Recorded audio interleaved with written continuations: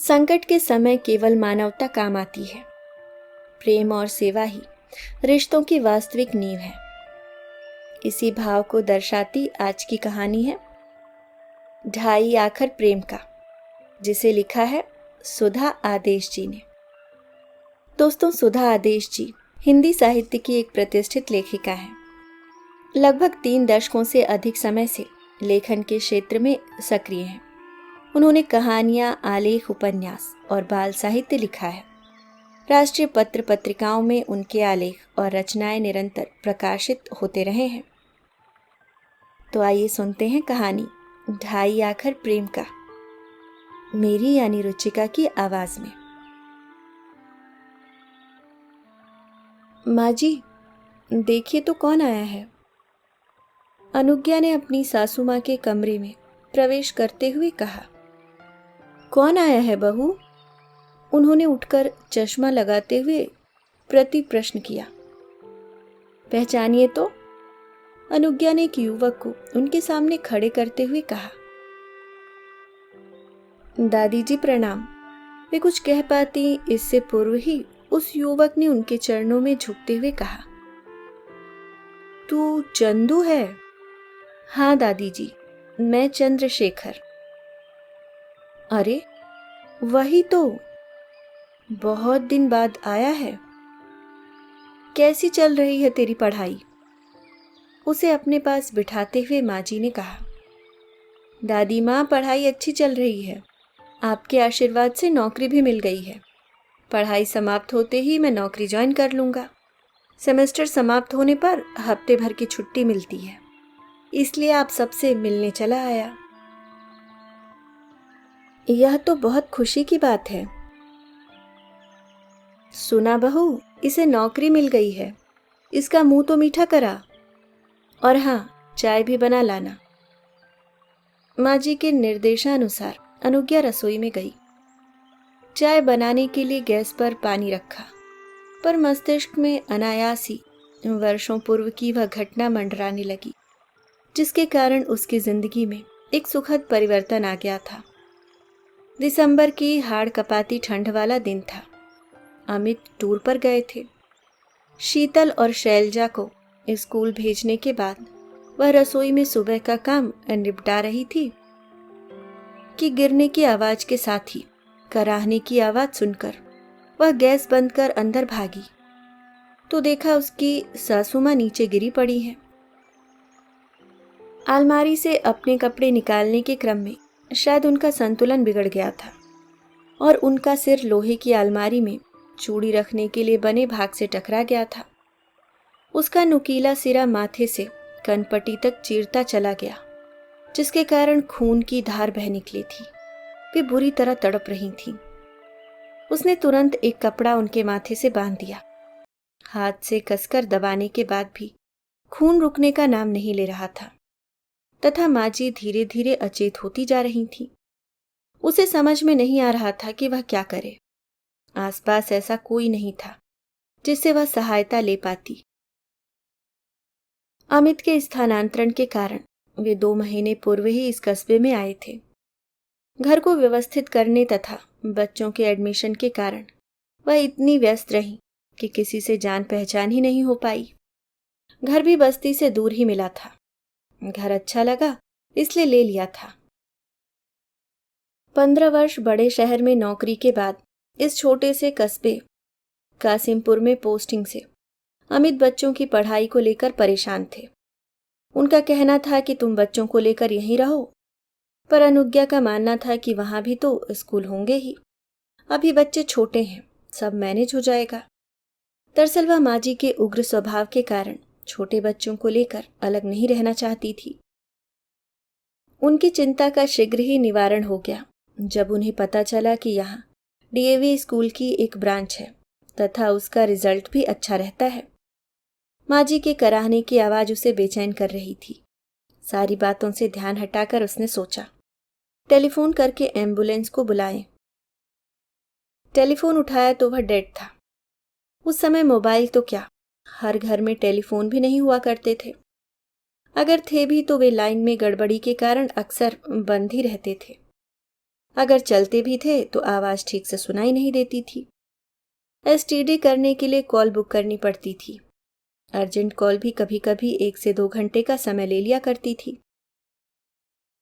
माँ जी की हालत देखकर उस दिन जिस तरह से वह स्वयं को लाचार व बेबस महसूस कर रही थी, वैसा उसने कभी महसूस नहीं किया था। आत्मनिर्भरता उसमें कूट कूट कर भरी थी। वह एक कंपनी में सोशल वेलफेयर ऑफिसर थी।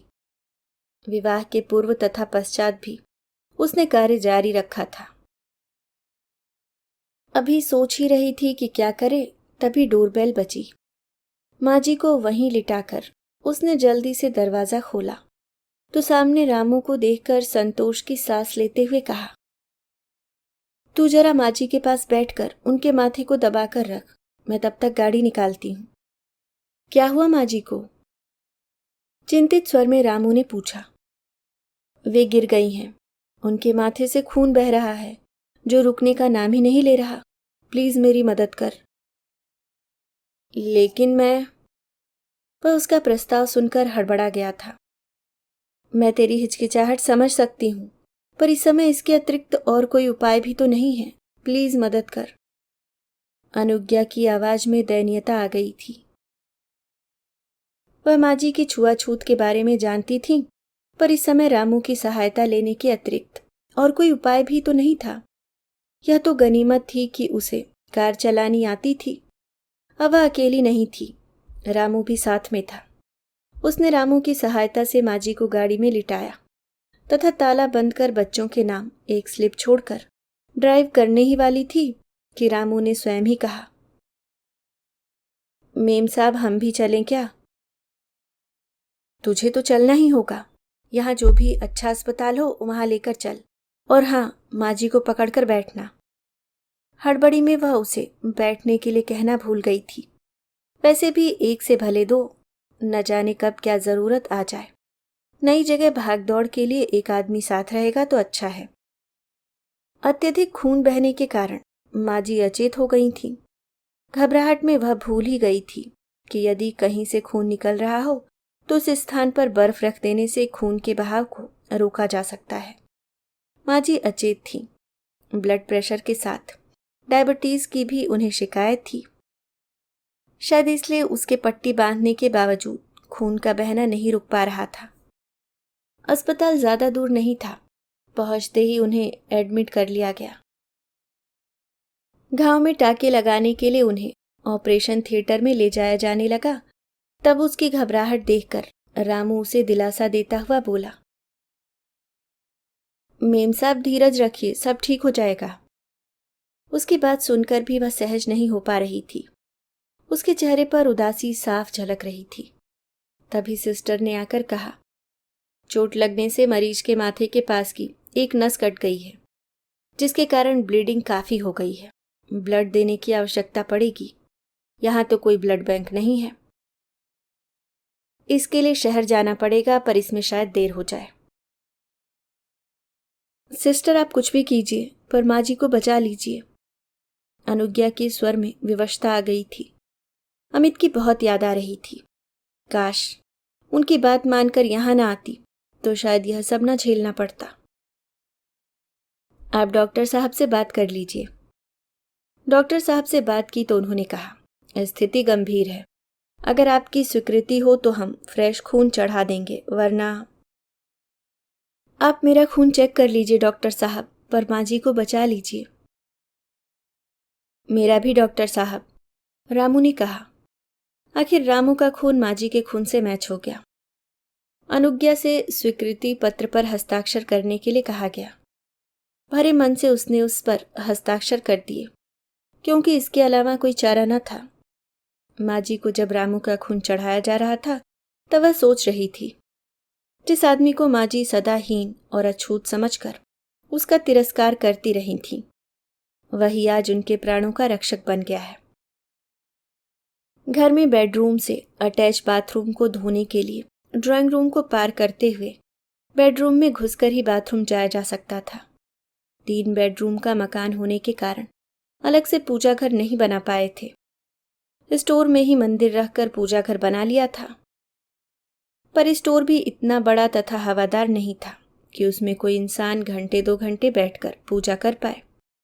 वैसे भी सुबह कई बार उसे स्वयं ही कोई ना कोई सामान निकालने स्टोर में जाना ही पड़ता था, जिससे माँ जी की पूजा में विघ्न पड़ता था।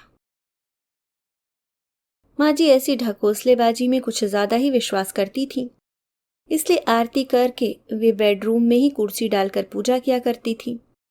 जिस समय रामू सफाई करने आता, वही उनका पूजा का समय रहता था। कई बार उससे उस समय आने के लिए मना किया, पर उसका कहना था 9 से 5 बजे तक मेरी नगर निगम के ऑफिस में ड्यूटी रहती है। यदि इस समय सफाई नहीं कर पाया तो शाम के 5 बजे के बाद ही आ पाऊंगा। मजबूरी के चलते उसका आना उसी समय होता था। उसके आते ही माँ जी उसे हिकारत की नजर से देखते हुए अपनी साड़ी के पल्लू से अपनी नाक ढक लेती थी तथा उसके जाते ही जहां जहां से उसके गुजरने की संभावना होती, पोछा लग जाने के बाद भी फिर पोछा लगवाती तथा गंगा जल छिड़क कर इस स्थान को पवित्र करने का प्रयास करते हुए यह कहने से बाज नहीं आती थी कि इसने तो मेरी पूजा ही भंग कर दी। अनुज्ञा चाह कर भी नहीं कह पाती थी कि वह भी तो एक इंसान है। जैसे अन्य अपना काम करते हैं वैसे ही वह भी अपना काम कर रहा है। अब उसके आने से उनकी पूजा कैसे भंग हो गई, उन्हें समझाना उसके क्या अमित के बस में भी नहीं था। वैसे भी 2 पुत्रियों के बाद फैमिली प्लानिंग का ऑपरेशन करवाने के कारण अनुज्ञा उन्हें फूटी आंख भी नहीं सुहाती थी। दरअसल माँ जी को लगता था कि इस निर्णय के पीछे अनुज्ञा का हाथ है। किसी भी माँ को अपना पुत्र कभी गलत लगता ही नहीं है।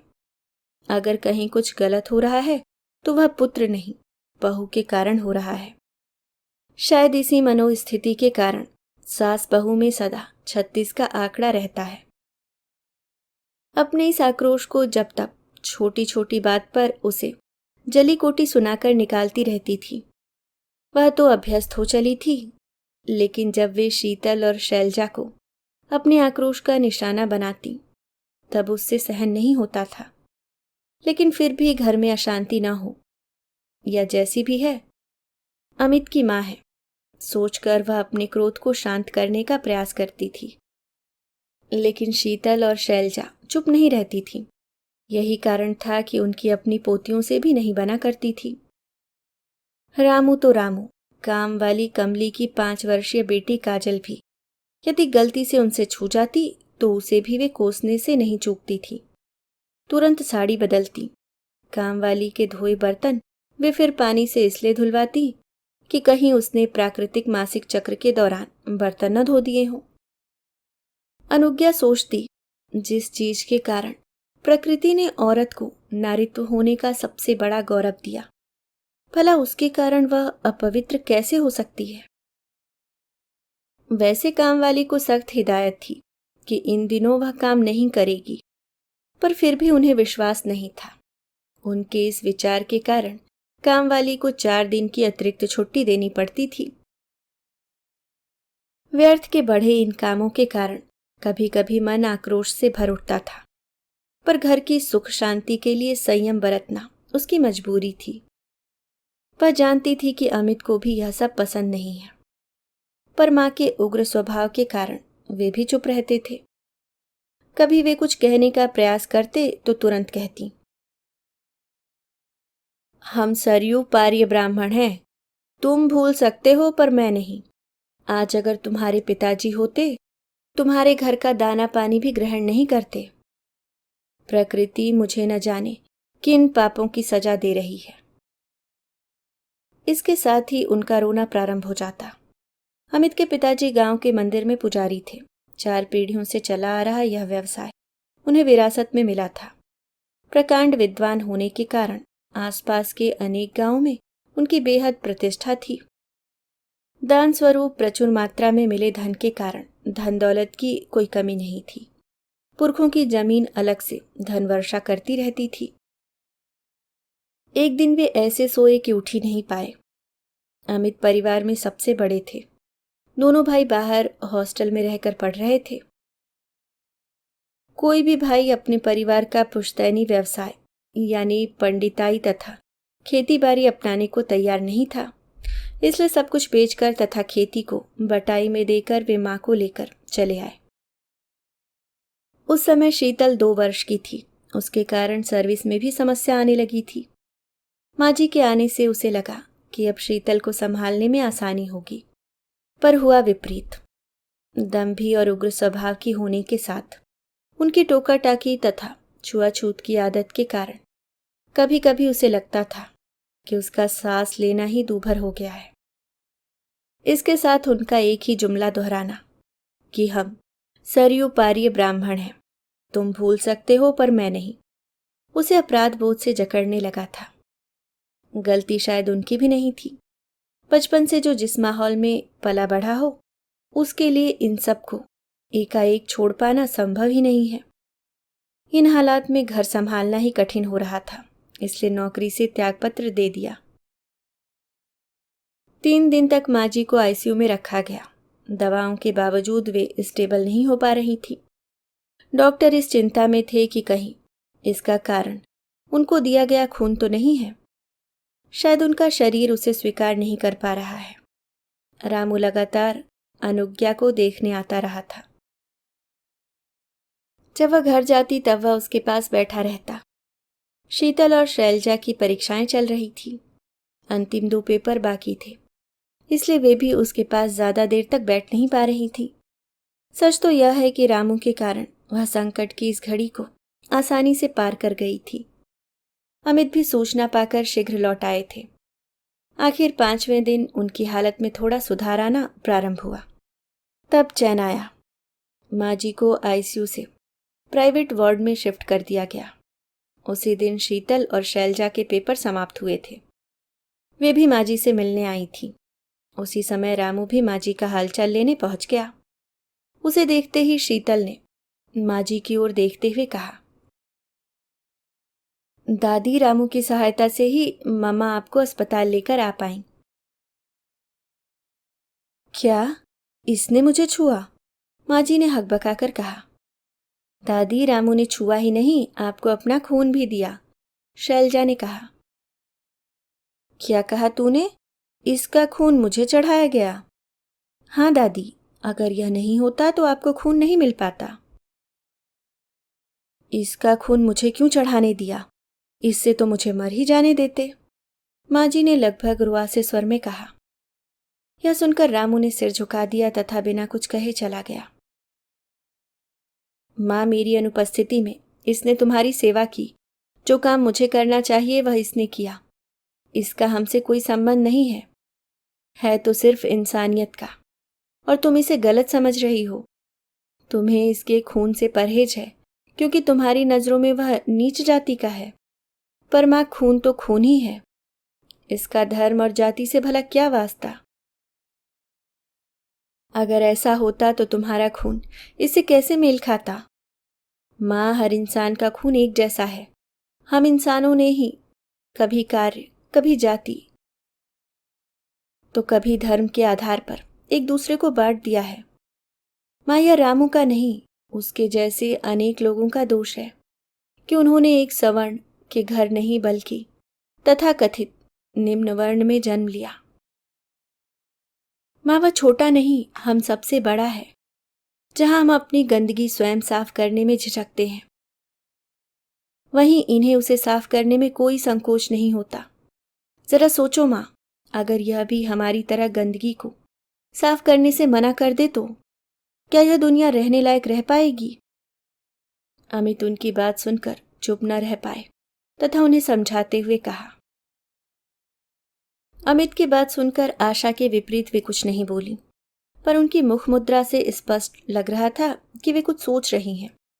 शायद पुत्र की बात आज उन्हें सही लग रही थी, पर वे चाह कर भी दिल की बात जबां पर नहीं ला पा रही थी। नहीं कह पा रही थी कि तू ठीक कह रहा है बेटा। आज तक व्यर्थ ही मैं इन ढकोसलों में पड़ी रही। मैं भूल गई थी कि कार्य ही इंसान को महान बनाते हैं। कैसी हैं माँ जी आप? डॉक्टर ने अंदर प्रवेश करते हुए पूछा। अब ठीक हूं, तुमने बचा लिया वरना, माँ जी ने चौंकते हुए कहा। माँ जी, मुझे नहीं, अपनी बहू और रामू को धन्यवाद दीजिए। यदि ये समय पर आपको यहाँ नहीं ला पाते या रामू अपना खून न देता तो मैं कुछ भी नहीं कर पाता, डॉक्टर विनय ने उनसे कहा। माँ जी सोच रही थी कि डॉक्टर सच ही कह रहे हैं। अनुज्ञा जिसे पुत्र न दे पाने के कारण वे सदा कोसती रहीं, आज उसी ने बेटा बनकर उनकी सेवा की तथा जिस रामू को सदा हिकारत की नजर से देखती रहीं, उसी के खून से उनकी जान बच पाई। दूसरे दिन वे अस्पताल से डिस्चार्ज होकर घर आ गईं। रामू अपने नियत समय पर काम करने आया। उसे देखकर पलंग पर लेटी माँ जी ने कहा, आ बेटा, इधर आ, मेरे पास आ। नहीं माँ जी, कहाँ आप कहाँ हम। अपने पास बुलाकर हमें और शर्मिंदा न कीजिए। वह तो मेम साहब अकेली परेशान हो रही थी, इसलिए हमें आपको छूना पड़ा, वरना, कहकर वह चला गया। आशा के विपरीत माँ का रामू के प्रति सद्व्यवहार देखकर सभी हतप्रभ रह गए, किंतु रामू की प्रतिक्रिया सुनकर मेरे मन में मंथन चलने लगा। सदियों से चले आ रहे इस भेदभाव को मिटाने में अभी बहुत वक्त लगेगा। जब तक अशिक्षा रहेगी तब तक जाति पाति की इस खाई को पाट पाना मुश्किल ही नहीं, असंभव सा है। रामू जैसे लोग सदा हीन भावना से ग्रस्त रहेंगे तथा जब तक हीन भावना रहेगी उनका उत्थान नहीं हो पाएगा। उनकी इस हीनता को आरक्षण द्वारा नहीं बल्कि शिक्षा द्वारा ही समाज में जागृति पैदा कर दूर किया जा सकता है। आश्चर्य तो इस बात का है कि आरक्षण के बल पर इनका उत्थान चाहने वाले लोग यह भूल जाते हैं कि आरक्षण के द्वारा इन दबे कुचे लोगों का नहीं बल्कि इनके उन भाइयों का ही फायदा हो रहा है जो पहले से ही इसका लाभ प्राप्त कर अच्छी स्थिति में आ गए हैं। इनमें से कुछ लोगों को तो यह भी पता नहीं होगा कि सरकार के द्वारा इनके लिए क्या क्या सुविधाएं दी जा रही हैं। दूसरे दिन से माँ जी के व्यवहार में गुणात्मक परिवर्तन आ गया था। कमली उनके कमरे में सफाई के लिए गई तो उससे उन्होंने कहा, कमली, मेरे लिए एक गिलास पानी ले आ। कमली को अपनी ओर आश्चर्य से देखते देख बोली, अरे ऐसे क्या देख रही है? मैंने कहा एक गिलास पानी ले आ। अभी लाई माँ जी। तेरी बेटी काजल क्या कर रही है? पानी पीकर गिलास पकड़ाते हुए पूछा। क्या करेगी माँ जी, पढ़ना चाहती है, पर हम गरीबों के पास पैसा कहाँ। लड़के को तो उसके बापू ने स्कूल में डाल दिया, पर इसको स्कूल में डालने के लिए कहा तो कहता है लड़की है, इस पर पैसा खर्च करने से क्या फायदा। लड़की है तो क्या हुआ, अगर यह पढ़ना चाहेगी तो इसकी पढ़ाई का खर्चा मैं दूंगी। सच माँ जी? हाँ कमली, एक लड़की का शिक्षित होना बहुत आवश्यक है, क्योंकि वह अपने बच्चे की पहली शिक्षक होती है। अगर वह पढ़ी लिखी होगी तभी वह अपने बच्चे को उचित संस्कार दे पाएगी। हम सभी माँ जी में आते परिवर्तन को देखकर अति प्रसन्न थे। उनकी टोका टाकी कम होने से शीतल और शैलजा भी काफी प्रसन्न थी। स्कूल से आने के बाद वे अपना काफी समय दादी के साथ बिताने लगी थी। यहाँ तक कि एक दिन उन्होंने अनुज्ञा से भी कहा, अनुज्ञा, अगर तू कोई काम करना चाहती है तो कर ले, घर में देख लूंगी, कमली तो है ही। ठीक है माँ जी, प्रयत्न करती हूँ। रामू से भी अब वे सहजता से बातें करने लगी थी। एक दिन रामू खुशी खुशी घर आया, बोला, मेम साहब, आज मैं काम नहीं करूंगा, बहू को अस्पताल ले जाना है, वह पेट से है, दर्द उठ रहे हैं। शाम को उसने पुत्र होने की सूचना दी तो माँ जी ने उसके हाथ में 100 रुपए का नोट पकड़ाते हुए कहा, जा मोहल्ले में मिठाई बंटवा देना। उसके जाने के पश्चात अनुज्ञा को 500 रुपए देते हुए सासू माँ ने कहा, बहू, इन रुपयों से बच्चे के लिए कपड़े ले आना। एक दिन उन्होंने अमित से कहा, बेटा, रामू के लिए तो मैं कुछ कर नहीं पाई, पर सोचती हूँ उसके पोते के लिए ही कुछ करूं। आप क्या करना चाहती हैं? मैं चाहती हूँ कि इसकी पढ़ाई का खर्चा भी मैं उठाऊं, इसका दाखिला भी किसी ऐसे वैसे स्कूल में नहीं बल्कि अच्छे स्कूल में हो, तथा तुम स्वयं समय समय पर ध्यान दो। ठीक है माँ, जैसा आप चाहती हैं वैसा ही होगा। पर क्या बेटा? तू सोच रहा होगा कि मेरे अंदर इतना परिवर्तन कैसे आया। बेटा, मानव मन जितना चंचल है उतना ही परिवर्तनशील। उस दिन की घटना के बाद से मेरे मन में हर दिन उथल पुथल होने लगी है। जितना सोचती हूँ उतने ही मुझे अपने कर्म धिक्कारते प्रतीत होते हैं। जिस बहू को सदा नकारती रही उसने मेरी बेटी की तरह सेवा की। रामू जिसे सदा तिरस्कृत करती रही उसने मेरी जान बचाने के लिए अपना खून तक दिया। और जिन नातिनों को लड़की होने के कारण कभी प्यार के लायक नहीं समझा, उन्होंने मेरा प्यार पाने के लिए क्या कुछ नहीं किया, पर अपनी मानसिकता के कारण उनके निस्वार्थ प्यार को नकारती रही। मैं प्रायश्चित करना चाहती हूँ बेटा। तुमने ठीक कहा था बेटा, सभी इंसान एक जैसे ही होते हैं। हम स्वयं ही अपनी सोच के अनुसार उन्हें अच्छा या बुरा, उच्च या नीच मान बैठते हैं। मेरे मन में आजकल कबीरदास जी की वाणी रह रहकर गूंजने लगी है। पोथी पढ़ पढ़ जग मुआ, भया न पंडित कोय। ढाई आखर प्रेम का, पढ़े सो पंडित होए। वास्तव में जीव मात्र से प्रेम करना तथा अपने सांसारिक कर्तव्यों को निभाना ही इंसानियत है। जब से मुझे सहज मानव धर्म समझ आया, तब से मैंने मन ही मन निश्चय किया कि मैं स्वयं में बदलाव लाने का प्रयत्न करूंगी। व्यर्थ के रीति रिवाज या ढकोसलों को, जिनकी वजह से दूसरों को दुख पहुंचा है, अपने मन से निकालने का प्रयत्न करूंगी। मैं प्रायश्चित करना चाहती हूँ। काजल की पढ़ाई का खर्चा देने की बात तो तुमसे पूछे बिना ही मैंने कर दी। एक नेक काम और, अगर तुम ठीक समझो तो, क्योंकि मेरे बाद तुम्हें ही मेरी यह जिम्मेदारी पूरी करनी होगी। माँ प्लीज ऐसा मत कहिए। हमें आपके साथ और आशीर्वाद की सदा आवश्यकता रहेगी, पर इतना अवश्य विश्वास दिलाते हैं कि जैसा आप चाहेंगे वैसा ही होगा। अमित ने कहा था। चाय के उबलते पानी की आवाज ने अनुज्ञा के विचारों के भंवर में विघ्न डालकर उसे अतीत से वर्तमान में ला दिया। विचारों को झटक कर शीघ्रता से नाश्ता निकाला, चाय बनाकर कप में डाली तथा कमरे की ओर चल दी। माँ जी को चंदू को अपने हाथों से मिठाई खिलाते देखकर वह सोच रही थी, रिश्ते खून के नहीं दिल के भी होते हैं। अगर ऐसा न होता तो इतने वर्षों बाद हम सब एक दूसरे से जुड़े नहीं होते। कासिमपुर में तो हम सिर्फ 5 वर्ष ही रहे। पहले पत्रों के जरिए तथा बाद में मोबाइल के जरिए आपस में जुड़े रहे। पिछले महीने ही काजल का विवाह हुआ। हम सभी गए थे। हमें देखकर कमली की प्रसन्नता का ठिकाना न रहा। काजल और उसका पति विक्रम एक ही स्कूल में अध्यापक है। रामू तो नहीं रहा, पर चंदू के जरिए उस परिवार से भी हम सब जुड़े रहे। पिछले वर्ष जब शीतल का विवाह हुआ तो कमली और काजल के साथ चंदू के माता पिता ने विवाह की तैयारियों में काफी मदद की थी। शीतल जहां सॉफ्टवेयर इंजीनियर है, वहीं शैलजा मेडिकल के अंतिम वर्ष में। आज माँ जी दोनों की प्रशंसा करते हुए अघाती नहीं है। दोनों ही उनको बेहद प्रिय हैं। माँ जी ने जो निश्चय किया उसे क्रियान्वित भी किया।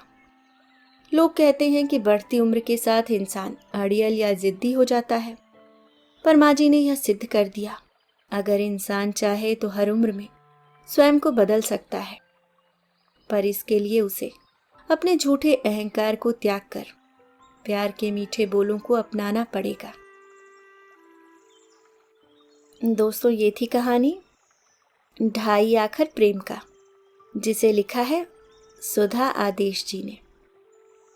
सच्चा धर्म, सच्चा ज्ञान और सच्ची महानता केवल प्रेम और इंसानियत में है।